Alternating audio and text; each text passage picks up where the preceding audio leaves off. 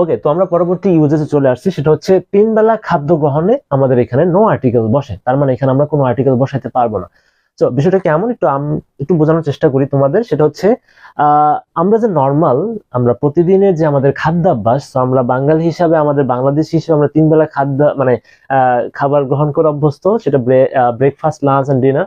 তো অন্যান্য কান্ট্রিতে তারা দুবেলা খায়। তো যদি নর্মাল অর্থে, রেগুলারিটি অর্থে, নর্মাল অর্থে যদি আমরা 3 বেলা খাদ্য গ্রহণের একটা বিষয় আসে, যে আমি সকালে খাবার খাইতেছি, দুপুরের খাবার খাইতেছি বা রাতের খাবার খাইতেছি, সো সিম্পল অর্থে এখানে কিন্তু আমাদের নো আর্টিকেল বসে। সো এর ব্যতিক্রম আছে, একটু পরে দেখতে পারবো। দেখো, we have breakfast together today. So আমরা একসাথে কি করছি, আজকে আমরা ব্রেকফাস্ট করেছি। ওকে, ভালো কথা। এটা কিন্তু আমাদের মানে প্রতিনিয়ত, প্রতিদিনের যে খাদ্য গ্রহণ, খাদ্যাভ্যাস, এটা বোঝানোর চেষ্টা করছে, বোঝাইছে আর কি। তো এই ক্ষেত্রে কিন্তু নো আর্টিকেল বসছে। কিন্তু এই যে স্টার চিহ্ন দেওয়া আছে, সো এখানে একটু ডিফারেন্ট আছে। সো এটা কেমন একটু বলার চেষ্টা করি। দেখো, he arrange breakfast for today, same, এখানেও আমার ব্রেকফাস্ট ছিল, এখানেও ব্রেকফাস্ট আছে, কিন্তু এই ব্রেকফাস্টটা ছিল, উপরের ব্রেকফাস্টটা ছিল যে খাদ্য গ্রহণ, যে সিম্পল আমরা যে খাবার গ্রহণ করি, আমাদের যে প্রাত্যহিক যে খাবার গ্রহণ করি, সেটা বোঝানোর চেষ্টা করছে, এই জন্য নো আর্টিকেল। কিন্তু যদি আমাদের এরকম হয় যে কেউ আমাকে ব্রেকফাস্ট করাইলো, বা আমাদের কেউ ডিনার করাইলো, বা দুপুরে খাবার খাওয়াইলো, সেক্ষেত্রে বা কোনো পার্টির আয়োজন করলো, সেক্ষেত্রে কিন্তু আমাদের ওই মিলটা বা ওই খাদ্য গ্রহণটা কিন্তু আমাদের নর্মাল যে আমরা 3 বেলা খাই বা 2 বেলা খাই, ওইটার সাথে মিলবে না, বা ওইটার কনসেপ্টের সাথে যায় না। সো এই ক্ষেত্রে কিন্তু আমাদের আর্টিকেল বসাবে। তার মানে কি, he arrange a breakfast for today, সে কি করছে, অ্যারেঞ্জ করছে, যে কি সকালের নাস্তার অ্যারেঞ্জ করছে। সো এক্ষেত্রে কিন্তু আমাদের আর্টিকেল বসে। সো খুব সাবধানে যে আমাদের এইসব যদি 3 বেলা মিলের বিষয় আসে, 3 বেলা যে নর্মাল খাবারের বিষয় আসলে আর্টিকেল আসে না। আর যদি আমাদের কেউ মানে খাবার খাওয়ায়, সেটা ব্রেকফাস্ট হতে পারে, সেটা কোনো পার্টির আয়োজন করতে পারে, সেক্ষেত্রে খাবার খাওয়ানোর ক্ষেত্রে আমাদের কিন্তু আর্টিকেল চলে আসে। ওকে, তারপরে আমরা খুবই ইন্টারেস্টিং আমরা ইউজেস দেখবো। কিছু কিছু ওয়ার্ড এখানে দেওয়া আছে, select, elect, appoint, make, nominate, crown. So no article. তো এখানে এই বিষয়গুলো কেন আর্টিকেল আসে না, সো আমরা একটু বোঝানোর চেষ্টা করি। দেখো, সিলেক্ট, ইলেক্ট, সো দুটো প্রায় সেম, কাউকে সিলেক্ট করা, কাউকে অ্যাপয়েন্ট করা, কাউকে তৈরি করা বা কাউকে বানানো, নমিনেন্ট, কাউকে মনোনয়ন দেওয়া, ক্রাউন হচ্ছে আচ্ছা, এটাকে আমরা ক্রাউন বলি। সো ক্রাউন হচ্ছে যে এটা আমাদের রাজা বাদশার ক্ষেত্রে হয়, সো কাউকে নির্বাচিত করা, হ্যাঁ, রাজমুকুট পরানোর ক্ষেত্রে। সো এই ক্ষেত্রে নো আর্টিকেল বসে। একটা এক্সাম্পল দিই কেন, we elect him chairman. So এখানে no article. The committee select new leader. So no article কেন, দেখো খুবই simple concept, select, elect, appoint, make, nominate, crown. So এই ক্ষেত্রে দেখো, উই ইলেক্ট, আমরা কাউকে বানানো হবো, চেয়ারম্যান বানাইছে, হ্যাঁ, তাকে আমরা চেয়ারম্যান বানানো হয়েছে। দেখো এখানে চেয়ারম্যান, এখানে আমরা জানি এটা কোনো নাউন, আর নিউ লিডার একটা নাউন। সো আমরা জানি নাউনের পূর্বে তো আর্টিকেলটা বসে। সো আমরা যাকে চেয়ারম্যান মনোনীত করলাম বা বানাইলাম, অথবা আমরা যাকে লিডার সিলেক্ট করলাম, পছন্দ করলাম, সেটা কিন্তু আমরা অলরেডি জানি। তো এই ক্ষেত্রে আমাদের কিন্তু সেই চেয়ারম্যানটা এবং লিডারটা অলরেডি নোন। আমরা জানি যে অলরেডি নোন হয়ে গেলে সেক্ষেত্রে নির্দিষ্ট হয়ে যায়। সো চেয়ারম্যান এবং লিডার, সে কিন্তু তাকে আবার আরেকটা আর্টিকেল ইউজ করার প্রয়োজন নাই এক্ষেত্রে। সো এখানে চেয়ারম্যান এবং লিডারকে কোনো আর্টিকেল ইউজ করে একে নির্দিষ্টতা করার প্রয়োজন নেই। সো আমরা জানি যে আর্টিকেল আসলে কিছুই না, এক ধরনের ডিটারমাইনার, এবং আর্টিকেল আমাদের কি করে, নির্দিষ্টতা বা অনির্দিষ্টতা প্রকাশ করে। দেখা যাচ্ছে যে সিলেক্ট, ইলেক্ট, এটা আমাদের অলরেডি কে চেয়ারম্যান হবে, কে লিডার হবে অলরেডি নির্দিষ্ট। তো এখানে নতুন করে আর্টিকেল বসানোর দরকার নেই। সো এই জন্য এখানে আর্টিকেল বসে না। ওকে, তারপরে আসি, এটা একটু কনফিউজিং ইউজেস অ্যাপোজিটিভের বেলায়। সো এটা আমাদের কম্পিটিটিভ এক্সামে চলে আসতে পারে, অ্যাডমিশন টাইপে যেগুলা। সো আমাদের একাডেমিকের জন্য তেমন একটা গুরুত্বপূর্ণ না এটা, কিন্তু একাডেমিকের দিয়ে যে আমরা অ্যাডমিশনের দিকে যাব, সেটা গুরুত্বপূর্ণ বেশি। সো এইখানে আমরা দেখেছি অ্যাপোজিটিভ কি।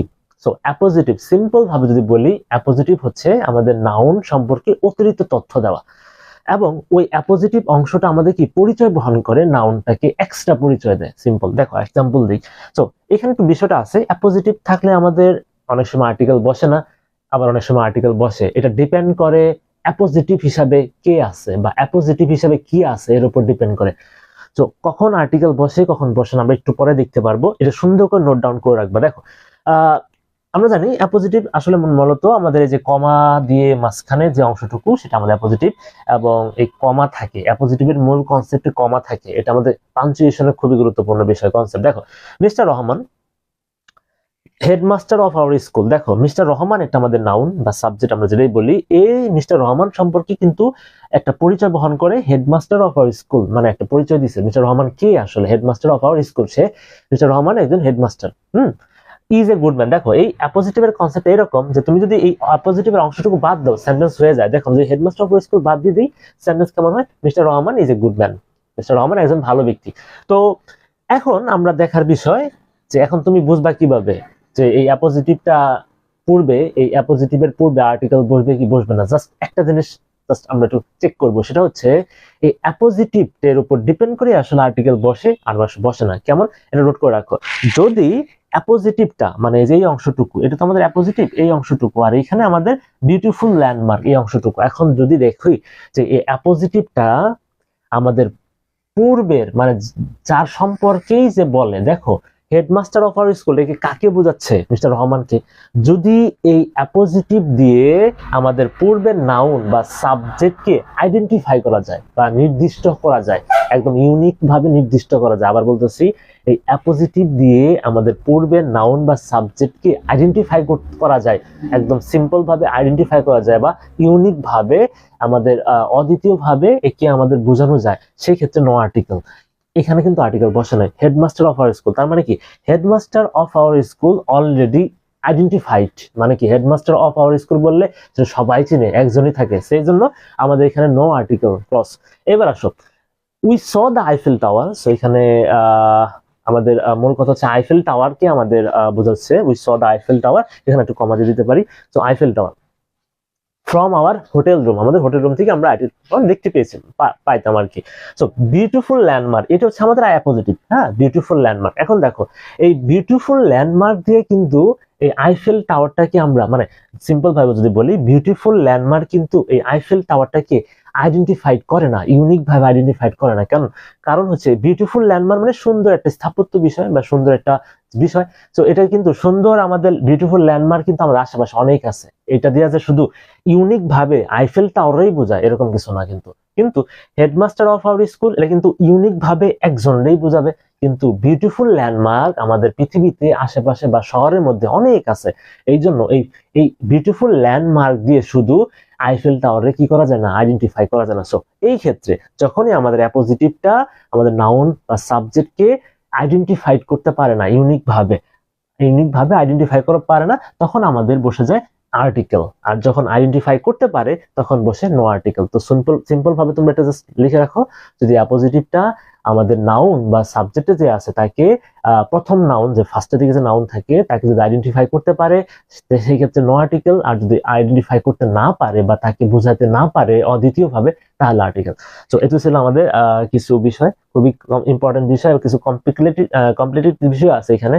তো তোমরা নোট করো এবং আমরা তার পরবর্তীতে আসতেছি, এটা সুন্দরভাবে নোট করে রাখো। ওকে, তো এবার আমরা একটা ইন্টারেস্টিং বিষয় নিয়ে আলোচনা করব, কনফিউজিং ক্লিয়ার। সো এই কনফিউশন ক্লিয়ার আসলে কনফিউশন, তো আমরা অনেক সময় এটা একটু গোলমাল বাজায় ফেলি। তো এই কনফিউশন ক্লিয়ারটা একটু সাবধানে দেখার চেষ্টা। দেখো কোন অ্যাজ এ হোল ক্লাস অথবা স্পেসিস, কোন প্রজাতি বা কোন একটা সম্প্রদায়কে আমরা যদি সমগ্র অংশ হিসেবে চিন্তা করি, হ্যাঁ কোন একটা প্রজাতি অথবা কোন একটা জাতি বা কোন একটা প্রজাতি, এটাকে আমরা এই ক্ষেত্রে সমগ্র জাতি বা প্রজাতি বোঝাতে আমরা এ অথবা এন ইউজ করতে পারি, আবার দা ইউজ করতে পারি। তো দুইটাই ইউজ করতে পারি, কিন্তু এর মধ্যে স্লাইডলি আমাদের কিন্তু মিনিং এর কিছু পরিবর্তন হয়। যেমন ওকে, সো এ এবং এন যদি ইউজ করি সেই ক্ষেত্রে আমাদের সেন্সটা কেমন আসে, বা আমরা কোন সেন্সে এন অথবা এন বা অথবা এ বসাইতে পারি, বা এটা বসালে কি ধরনের অর্থ দেয়, এটাকে তখন হয়ে যায় সিঙ্গুলার কমন নাউন প্রথমত, এন্ড জেনারেল সেন্সে ব্যবহৃত হয়, সাধারণ অর্থে ব্যবহার হয়। সো আমরা যদি কোনো প্রজাতি বা কোনো জাতিকে আমরা পূর্বে এ অথবা এন বসে জাতি বা প্রজাতিকে আমরা নির্দেশ করি, সেটা সিঙ্গুলার কমন নাউন হয়ে যায় এবং জেনারেল সেন্সে বসে। কিন্তু সেই একই জিনিস সেই জাতি বা প্রজাতি পূর্বে যদি আমরা দা ইউজ করি সেক্ষেত্রে আর জেনারেল সেন্স থাকে না, সেক্ষেত্রে আমাদের স্পেসিফিক এবং পার্টিকুলার হয়ে যায় বা নির্দিষ্ট প্রজাতি হয়ে যায়, তখন আমরা নির্দিষ্ট বা পার্টিকুলার স্পেসিসকে বোঝাই। তো একটু বোঝার চেষ্টা করি। দেখো এখানে আমাদের ant is an intelligent insect, যে হচ্ছে পিঁপড়া একটা বুদ্ধিমান কি বলে ইনসেক্ট হচ্ছে আমাদের কীট পতঙ্গ, হ্যাঁ, বা কীট। সো এখানে আমরা কি বলতে পারি, দেখো আমি যদি অ্যান ইউজ করতে পারি, দা ইউজ করতে পারি। সো এখানে কনফিউজিংটা লাগে। সো অ্যান ইউজ করলে একরকম অর্থ হয়ে যাবে, দা ইউজ করলে আরেক রকম অর্থ হয়ে যাবে। দেখো আমরা আগে অ্যানটা ইউজ করে দেখি। An is an intelligent insect. So এই ক্ষেত্রে প্রথমত অ্যান আমাদের একটির মানে সেন্স দেয়, একটি অ্যান্ট। সো অ্যান্ট মিলা হয়ে যায় যে এই অ্যান্ট বা পিঁপড়া জাতিকে বোঝাচ্ছে বা পিঁপড়া প্রজাতিদের বোঝাচ্ছে সমগ্রভাবে। ওকে, গেল। তো এই ক্ষেত্রে আমরা অ্যান ইউজ করছি, তার মানে পিঁপড়া জাতিকে সমগ্রভাবে সাধারণ অর্থে বলছে, এবং এটা কিন্তু নির্দিষ্ট কোনো পিঁপড়া জাতিকে বলে নাই। কারণ এখন যখন আমরা দা ইউজ করি, the ant is an intelligent insect, এখানে আমাদের সমগ্র পিঁপড়া জাতিকে বোঝাচ্ছে, ঠিক আছে, কিন্তু মানে নির্দিষ্ট পিঁপড়া জাতিকে বোঝাচ্ছে। কেমন? দেখো আমাদের পিঁপড়া অনেক ধরনের আছে। সো আমরা ছোট ছোট লাল পিঁপড়া দেখি, আবার অনেক জোরে দৌড়াইতে পারে কালো পিঁপড়া দেখি, আবার একটু মোটা টাইপের, হ্যাঁ, যেটা আমরা অনেক সময় অনেক নামে বলি আর কি, সেটা অনেকটা বিষ বেশি আছে। আবার অনেক ধরনের পিঁপড়া আছে, অনেক কালো কালো বড় কালারের পিঁপড়া আছে। আমাদের বাংলাদেশে 3-4 ধরনের দেখা যায়। সো যদি আমি বলি যে আমাকে লাল পিঁপড়ায় কামড়াইছে, সো এক্ষেত্রে আমাদের লাল পিঁপড়াকে আমাদের স্পেসিফিকলি বলতে হবে। তাহলে আমরা লাল পিঁপড়াটা যদি নাম থাকে, সো তার মানে দ্য রেড অ্যান্ট বলতে পারি। এই ক্ষেত্রে দা আমরা ইউজ করব। এই ক্ষেত্রে দা ইউজ করলে আমাদের নির্দিষ্ট পার্টিকুলার পিঁপড়ার প্রজাতিকে বোঝাচ্ছে। সো এটা একটু ডিফারেন্স ছিল। দ্বিতীয়টা সেম এক্সাম্পল, তোমরা একটু মিলে নিও। এবার আসো সমগ্র জাতি হিসাবে নো আর্টিকেল। দেখো এখানে আমাদের সমগ্র প্রজাতি বলছিলাম, কিন্তু যদি মানব জাতির ক্ষেত্রে আসে খুবই গুরুত্বপূর্ণ, হিউম্যানিটি, হোল হিউম্যানিটি যদি বোঝায়, নো আর্টিকেল। যেমন আমরা ম্যান ইজ মর্টাল, এখানে কিন্তু আমাদের কোনো আর্টিকেল বসাই না। আমরা তো কখনো বলি না এ ম্যান ইজ মর্টাল বা the man is mortal. So এখানে আমরা মানব জাতি অ্যাজ এ হোল হিউম্যানিটি বোঝালে নো আর্টিকেল। সো এটাকে আরেকটা ভাবে আমরা বলতে পারি, যদি ইউনিভার্সাল ট্রুথ বা ন্যাচারাল কোনো ল বোঝায়, বা আমাদের চিরন্তন সত্য, অথবা আমাদের প্রাকৃতিক যে আমাদের নিয়ম বোঝায়, যে আল্লাহ প্রদত্ত যে নিয়ম, যেটা প্রাকৃতিক যে আমাদের ল নিয়ম, সেটার ক্ষেত্রে নো আর্টিকেল। সো দেখো ম্যান ইজ মর্টাল, এটা কিন্তু একদম বাস্তব জিনিস, হ্যাঁ, এটা কিন্তু আমাদের ইউনিভার্সাল ট্রুথ বলতে পারো, বা ন্যাচারাল লটা বাস্তব জিনিস, এবং এটা ন্যাচারালি এটাই হয়ে থাকে, এটা একটা আইন বা এটা একটা নিয়ম হয়ে গেছে। তো মানে এটাই ঘটবে আর কি। তো এই জন্য নো আর্টিকেল। এবার আসি, একই জিনিস এই ম্যান দিয়ে আসলে আমরা 3 ধরনের আরেকটা ধরনের কনসেপ্ট দেখি। সো এই ক্ষেত্রে ম্যানের পূর্বে নো আর্টিকেল ছিল, কারণ হিউম্যানিটি বোঝাইছে পুরা। এখন the man is a white shirt in a white shirt is my brother. So এই ক্ষেত্রে কিন্তু এই ম্যান পূর্বে দা বুঝছে। সো এই ক্ষেত্রে কিন্তু আমাদের কোনো ইউনিভার্সাল ট্রুথ বোঝায় নাই, হিউম্যান ল বোঝায় নাই, আর ন্যাচারাল ল বোঝায় নাই, আবার সমগ্র মানব জাতীয় বোঝায় নাই। এক্ষেত্রে নির্দিষ্ট মানুষকে বোঝাইছে। সো নির্দিষ্ট মানুষের ক্ষেত্রে বোঝানোর ক্ষেত্রে আমরা দা ইউজ করতে পারি ইজিলি। সো এই কনফিউশন ক্লিয়ারটা তোমরা ভালোভাবে বুঝে নিবা এবং নোট ডাউন করো, কারণ এইগুলা একটু কনফিউশন লাগে। সো তোমাদের জন্য দেওয়া। ওকে, তোমরা সে পর্যন্ত নোট করো, আমরা একটু পরে নেক্সট স্লাইডে চলে যাব। ওকে, তো আমরা নেক্সট যে বিষয়টা জানার চেষ্টা করব, প্রায় আমরা শেষে চলে আসছি, শেষ পর্যায়ে চলে আসছে আর্টিকেল। সেটা হচ্ছে রিপিটেশন অফ আর্টিকেল। হ্যাঁ, রিপিটেশন অফ আর্টিকেল মানে আর্টিকেলের পুনরাবৃত্তি। মানে আমরা একই বাক্যে দুটা জায়গায় দা ইউজ করতে পারি, আসতে পারে, বা একই বাক্যে দুইটা প্লেসে বা দুটা নাউনের পূর্বে আমাদের এ আসতে পারে। সো এটাকে বলে রিপিটেশন অফ আর্টিকেলস, মানে আর্টিকেলের পুনরাবৃত্তি। সো দেখো এখানে আমাদের অ্যান্ড দিয়ে যুক্ত করা আছে দুইটা বিষয়কে। একটা হচ্ছে black and white. So black and white. So দেখো black and white cow. So আমরা এটা আলাদাভাবে দেখানোর চেষ্টা করি, থাক এটা আমরা নাউন পরে দেখি। দেখো the black and white cow is gazing. So এখানেও কিন্তু আমাদের আর্টিকেল ইউজ করা হয়েছে একটা। সো যখনই আমরা একটা আর্টিকেল ইউজ করব তখন মিনিংটা একরকম আসে। যখনই এই ব্ল্যাকের পূর্বে দা ইউজ করছে, আবার হোয়াইটের পূর্বে দা ইউজ করছে, এখানে কিন্তু ছিল না, তখন কিন্তু আমাদের মিনিংটা একরকম দেয়। সো দেখো যখন রিপিটেশন হয় তখন আমাদের মিনিংটা বুঝতে হবে, বা কোথায় আমরা কখন রিপিটেশন করতে হবে। সো কনটেক্সট অনুযায়ী দেখো the black and white cow is gazing, simple, the black and white cow, তার মানে কাউটা কেমন? কাউটা হচ্ছে ব্ল্যাক অ্যান্ড হোয়াইট, তার মানে কাউটা হচ্ছে সাদা এবং কালোর মিশ্রণে একটা গরু। সো এখানে কিন্তু আমাদের রেফারিং ওয়ান নাউন, তার মানে কি একটা গরুকে বোঝাচ্ছে, যেখানে হচ্ছে গরুটার মানে কালার কেমন, সাদা এবং কালো মিক্স গরু। তো যখনই আমরা এই হোয়াইটের পূর্বে দা ইউজ করতেছি, তো যখনই আমরা রিপিট করতেছি একটা আর্টিকেল, মানে একটা দা ছিল আবার এটা রিপিট করে দা ইউজ করলাম, তখন কিন্তু আমাদের কাহিনী চেঞ্জ হয়ে যায়। The black and the white cow is grazing, আবার the black and the white, sorry, so এখানে আমরা কাউ লিখতে ভুলে গেছি। দেখো the black and the cow and the white cow, the black and the white cow is gazing. So এই ক্ষেত্রে কিন্তু রেফারিং টু নাউন, তার মানে এখানে the black cow, তার মানে দুইটা গরু আছে, এখানে দুইটা গরুকে বোঝাচ্ছে, একটা হচ্ছে ব্ল্যাক কাউকে বোঝাচ্ছে এবং পাশাপাশি দা হোয়াইট কাউকে বোঝাচ্ছে, তার মানে এখানে দুইটা গরুকে বোঝাচ্ছে, একটা সাদা একটা কালো। তো এখানে কিন্তু আমাদের রিপিটেশনের ফলে আমাদের কিন্তু দুইটা আলাদা আলাদা কে বোঝাচ্ছে। এবার আসলে নেক্সট সেম এক্সাম্পল, প্রায় একই, the headmaster and secretary join the meeting. So যখন আমরা একটা আর্টিকেল ইউজ করছিলাম শুধু হেডমাস্টারের পূর্বে, তখন কিন্তু আমাদের একটা পার্সনকে বোঝাচ্ছে, তার মানে হেডমাস্টার এবং সেক্রেটারি দুটোই আমাদের একই পার্সন, সেম পার্সন, যখন একটাই নাউন। যখন আমরা দুইটা মানে আবার এই দার একটা রিপিট করলাম বা রিপিটেশন করলাম, মানে আবার একটা দা ইউজ করলাম, তখন কি হয়, the headmaster and the secretary join the meeting. তার মানে হেডমাস্টার আলাদা একজন ব্যক্তি, সেক্রেটারি আলাদা একজন ব্যক্তি, তারা দুজন ব্যক্তি referring to person, so referring to person, তারা একটা মিটিং এ জয়েন করলো। সো এই তো ছিল রিপিটেশন। সো রিপিটেশন আমাদের অনেক সময় ফ্রেজের মধ্যে রিপিটেশন হয়, the more you read the more you learn. So এই ক্ষেত্রে কিন্তু আমাদের দ্য মোর দ্য রিড মানে দুটো কিন্তু আলাদা আলাদা বুঝাচ্ছে। সো এই ক্ষেত্রে আমরা খুব সিম্পল বুঝলাম। ওকে, খুবই কমন, খুবই ইম্পর্টেন্ট বিষয়। এখন নেক্সট, এটা একটা রিপিটেশনের কাহিনী। So translate Bangla into English. So এটা আসলে বাক্যটা ভুল, এখানে আমাদের আর্টিকেল ইউজ করা হয় নাই বিদায় এই বাক্যটা আমাদের, এই সেন্টেন্সটা হয় নাই। সো এখানে আমাদের এই বাংলার পূর্বে দা ইউজ করতে হবে এবং ইংরেজির পূর্বে দা ইউজ করতে হবে। কেন? তুমি দা বাংলা ইনটু দা ইংলিশ, তুমি বাংলা আলাদা একটা আমাদের ভাষা, ইংলিশ আলাদা একটা ভাষা, যেটাকে আলাদা আলাদা ভাষা বোঝানোর ক্ষেত্রে মানে একটা থেকে আরেকটা ট্রান্সলেট করতে ইউজ করেছে। ওকে, এবং আমরা সর্বশেষ বিষয় omission phrases. Omission of phrase আমরা বলতে পারি অমিশন অফ ফ্রেজেস, তার মানে কিছু ফ্রেজ আছে, এইসব ফ্রেজ আমরা একটু ভুল করে আমরা আর্টিকেল ইউজ করে ফেলি। তার মানে অমিশন অফ ফ্রেজ মানে এখানে আর্টিকেল বাদ দিতে হবে। অমিশন মানে হচ্ছে বাদ দেওয়া। সো দেখো, অন দ্য ফুট, আমরা কখনো অন দ্য ফুট ইউজ করব না, এখানে দা হবে না, এই দাটা হবে না, লিখবো অন ফুট, পায়ে হেঁটে। ইন দ্য হ্যান্ড, কখনো আমরা ইন দ্য হ্যান্ড বলবো না, দাটা অমিট হয়ে যাবে, মানে দাটা আমাদের অফ করে দিতে হবে বা বাদ দিতে হবে, আমরা বলবো ইন হ্যান্ড।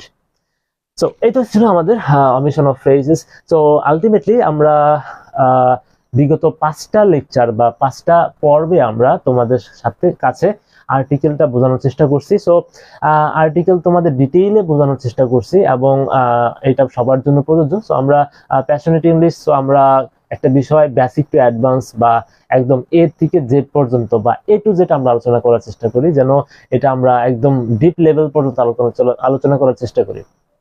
সো আজকের মতো আমাদের আর্টিকেল এখানে সমাপ্তি ঘটলো। কিন্তু আমি সবসময় যেটা বলি, কোন একটা গ্রামাটিক্যাল আইটেম শেষ করা মানেই শুরু করা। কিভাবে শুরু করা? আমাদের এখন প্র্যাকটিস শুরু করতে হবে। তো তুমি যতই গ্রামার বা যতই আমরা বুঝি, কিন্তু যদি প্র্যাকটিস বা অ্যাপ্লাই না করি, সেটাকে আমরা যদি প্রয়োগ না করি, আমরা ভালো কিছু করতে পারবো না, ওইখান থেকে ভালো কিছু মার্কস আনতে পারবো না। সো ইনশাল্লাহ আমরা দুটা লেকচার, ইনশাল্লাহ আগামী দুটা লেকচার আর্টিকেলের উপর আমরা প্র্যাকটিস লেকচার নিয়ে আসবো আর কি, বা প্র্যাকটিস আমরা করে দেখাবো কিভাবে প্র্যাকটিস করতে হয়। সো আমরা একদম লেকচার 1 থেকে লেকচার 5, আজকে মূলত লেকচার 6 এটা। সো একদম লেকচার 6 পর্যন্ত একদম আমরা এ টু জেড আলোচনা করছি। সো তোমাদের একদম দায়িত্ব নিয়ে বলতে পারি যে আসলে আর্টিকেলের হোল বিষয়টা আমরা আলোচনা করে ফেলছি।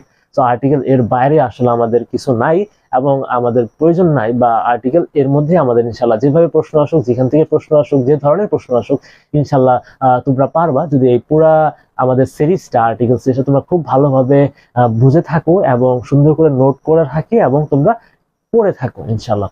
সো আজ এই পর্যন্ত, আল্লাহ হাফেজ। এবং তোমাদের ইনশাল্লাহ সাথে দেখা হবে আর্টিকেলের আমাদের প্র্যাকটিস সেশনে, তোমাদের সাথে দেখা হবে। সে পর্যন্ত ভালো থাকো এবং পড়াশোনা নিয়ে থাকো এবং সুস্থ থাকো। আল্লাহ হাফেজ।